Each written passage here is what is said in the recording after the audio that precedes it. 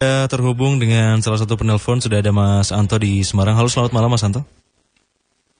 Selamat malam Bapak. Oke, silakan untuk langsung diceritakan Mas Anto, ini untuk kejadian kapan dan di mana? Oke, sebenarnya ceritanya ini yang mengalami anak saya sendiri. Oke. Kebetulan dia kan anak saya yang pertama, usianya baru 13 tahun. Nah, kejadian ini terjadi kebetulan sebelum anak saya yang ketiga itu lahir. Oke. Jadi anak saya Yovanka itu sering sekali melihat penampakan-penampakan di rumah. Nah, pertama kali penampakan itu terjadi waktu sekolah daring itu kan karena pagi ndak masuk sekolah. Jadi setiap malam itu dia nggak tidur ternyata. Pagi-pagi sering kita cek, loh, anak ini kok pagi kok pasti tidur, kok ngantuk, kenapa?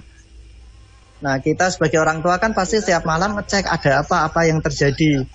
Nah, pada waktu malam-malam itu kebetulan istri saya kan ngecek anak saya, itu ngintip dari kamar dari pintu. Ternyata anak saya itu nggak tidur. Dia cuma duduk sendiri, termenung gitu.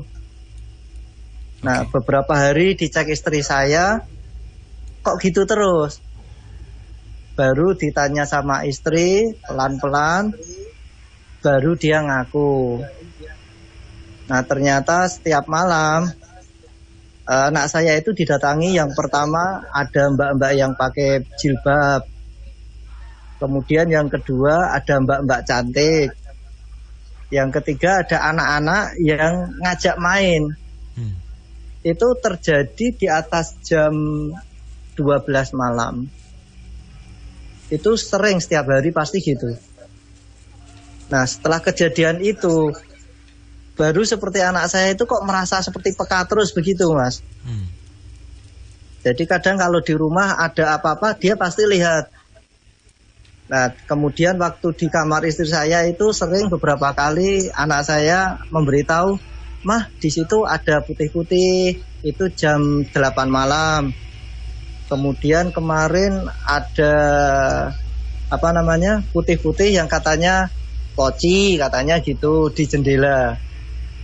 Dan yang terakhir malam kemarin sekitar jam 11 malam, anak saya melihat di pintu belakang rumah saya itu ada mbak-mbak rambut panjang dengan berbaju putih. Di belakangnya itu ada darahnya, berdarah-darah. Nah, baru dia merasa ketakutan terakhir itu.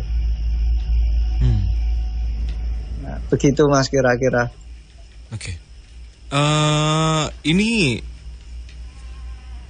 tadi pas pertama kali Mas Anto dan juga istri mencoba untuk nengok ke anaknya Mas Anto. Itu anaknya Mas Anto memang enggak ngapa-ngapain gitu. Udah larut malam, cuma duduk aja gitu. Cuma duduk. Kalau saya tanya kan gini, "Nak, kamu bisa komunikasi, kamu bisa tanya." Katanya dia nggak bisa komunikasi, tapi dia bisa melihat. Jadi kayak komunikasinya kayak, mohon maaf, seperti orang bisu gitu, Mas. Jadi kayak dia tuh diajak gini, dia juga bisa dengan bahasa isyarat itu dia bisa. Tapi untuk komunikasinya katanya dia enggak bisa. Itu berarti ketika anak Mas Anto malam-malam cuma duduk aja, terus masih melek gitu. Itu ketika Mas Anto lihat, apakah seakan-akan anak Mas Anto ini lagi berinteraksi sama orang, sama sosok di situ, atau seperti apa? Apa cuma diem aja nggak gerak gitu? Jadi kayak dari bahasa isyarat itu kayak tangan sama kayak mata itu ya dia itu kayak mantuk-mantuk gitu loh, Mas.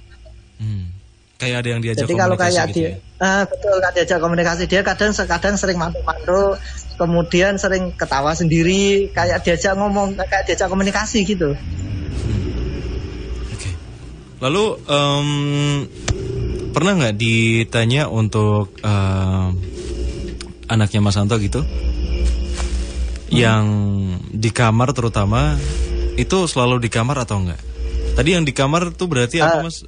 Sosok pocong ya sama cewek ya?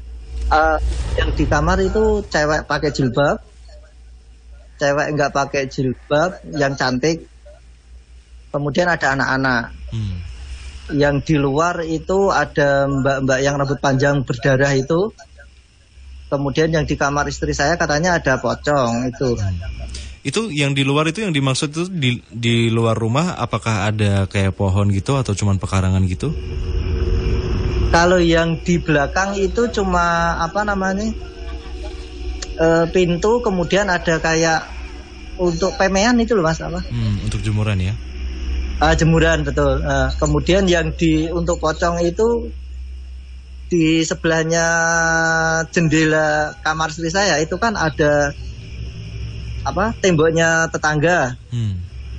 Jadi kayak apa namanya koridor kecil gitu Mas. Oke, kayak ada gang kecil gitu ya? Ada gang kecil gitu. Terus untuk ketika biasanya anak Mas Santo ini ngelihat sosok, yang dirasain Mas Santo pada waktu itu apa? Apakah juga hawanya jadi nggak enak kah atau seperti apa? Kalau itu hawanya biasanya kayak merinding gitu Mas. Jadi kayak loh ini kok gimana gitu loh, kayak mengkorok gitu loh di bulu kuduk gitu. Tapi pernah nggak ngerasain sebelumnya itu ngerasa merinding baru si anak langsung bilang ini ada sosok ini gitu di rumah? Nah itu sekarang ini dia sering gitu. Baru aja ini tadi dia juga ngomong di depan rumah itu apa? Di depan pintu, Pak itu ada yang hitam-hitam itu jalan. Gitu aja langsung lihat dia. Barusan ini ketika lagi telepon? Sebelum ini. Oke, baik. Sepertinya akan saya sambungkan ke Mas Boy ya, Mas Santo ya. Baik. Oke. Satu cerita yang menarik Mas Boy dari Mas Santo yang ada di Semarang. Ini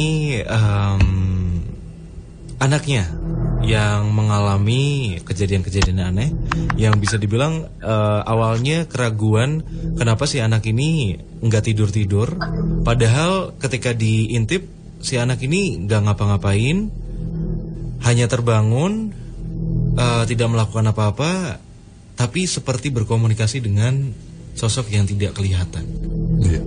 Ini sebenarnya apa yang terjadi Mas Bu? Ya ini nun sewu buat Mas Santo nun sewu. Mas Santo nun sewu, putranya jenengan sudah tidur? Ini masih di sebelah saya Pak. Kebetulan dia yang minta untuk tanya Pak itu sebenarnya apa kok dia itu sering ketemu saya, maksudnya gitu Pak. Dan itu juga sambil duduk sampai jenengan sampai senyum ya. Betul Mas Bu. Oke, nah, di sini tidak tahu kenapa saya mensketsakan di situ ada jendela, terus kemudian ada lemari, terus kemudian di sini ada sosok cewek dua, satunya dengan pakai rok, satunya itu kalau bahasa saya bukan jilbab, tapi kalau bahasa itu kerudung, kain yang di selampir kayak gitu. Terus kemudian ada cewek yang memang rambutnya itu menutupi mukanya. Nah, di sini saya sudah sketsakan seperti itu. Nun sewu.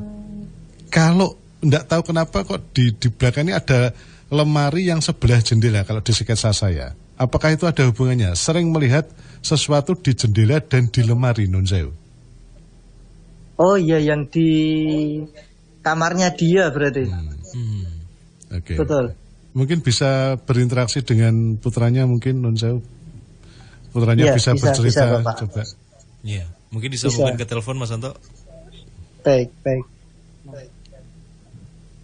Halo. Halo. Ini langsung ke yang ini ya Mas ya. Yang mengalami gimana? Itu enggak tahu kenapa kok di sini saya melihat adanya satu lemari dan jendela. Sering melihat sesuatu di jendela atau di dekat lemari ya? Iya sih. Apa itu?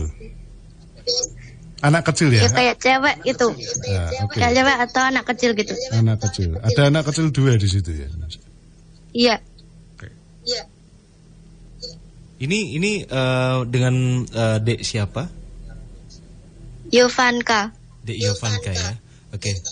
Deovanka pernah diajak komunikasi nggak sama yang nggak kelihatan itu?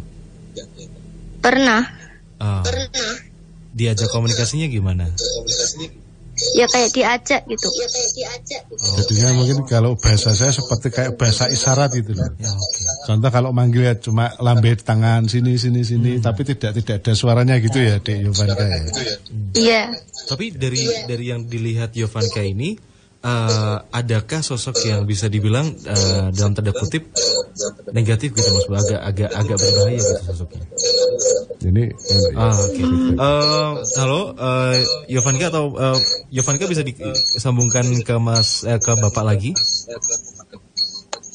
Ya, halo Mas. Oke, Mas Santo, ini mohon maaf, ini untuk suara streaming atau suara radionya mohon dikecilin dulu biar nggak feedback.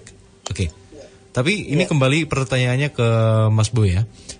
Mas Bo, ini yang dilihat oleh Yovanka itu tadi, adakah sosok yang bisa dibilang dalam tanda kutip negatif, yang mungkin saja sering ada di rumah gitu, atau sering main ke rumah? kalau bahasa saya dia adalah non sewu yang sebelah, kalau digambar saya yang sebelah kanan Mas. Jadinya memang dia selalu muncul dengan memang rambut dia tidak kelihatan mukanya ditutup dengan rambut seperti itu. Kalau bahasa saya dia gini Mas, kalau di bahasa saya gini, orang itu semacam kayak ada apa sih, nah seperti itu. Oke. Cuma kalau yang sering mengajak main ini adalah bentuk anak kecil. Bahkan apakah pernah ada anak kecil yang gini, potongannya kayak kuncung, jadinya rambutnya agak gundul tapi ada rambutnya sedikit di atas gitu.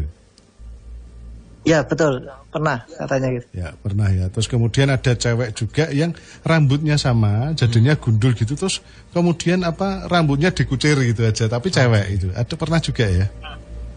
Ya betul Mas Bu. Oke. Jadinya memang begini, masalah nun sewu.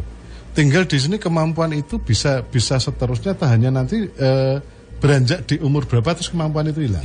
Seperti itu. Oh gitu. Nun sewu, ada ciri-ciri nun sewu tai lalat di sebelah kiri enggak, Pak?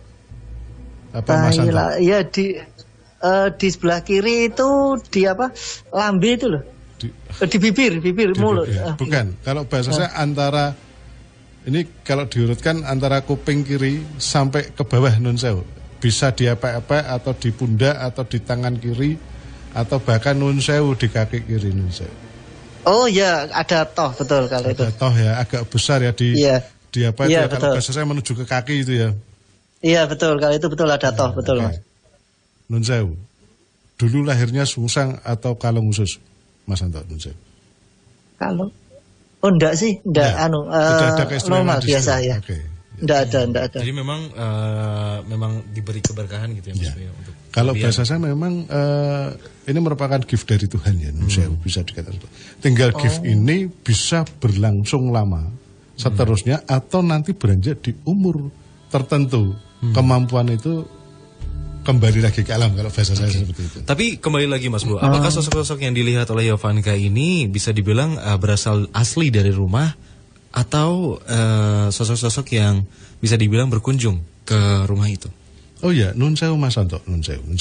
Kalau kita menghadap ke rumah, apakah di sebelah kiri rumah itu ada kayak lorong kalau bahasa saya antara rumah satu dengan rumah sebelah gitu loh. Iya, lorong. Gitu.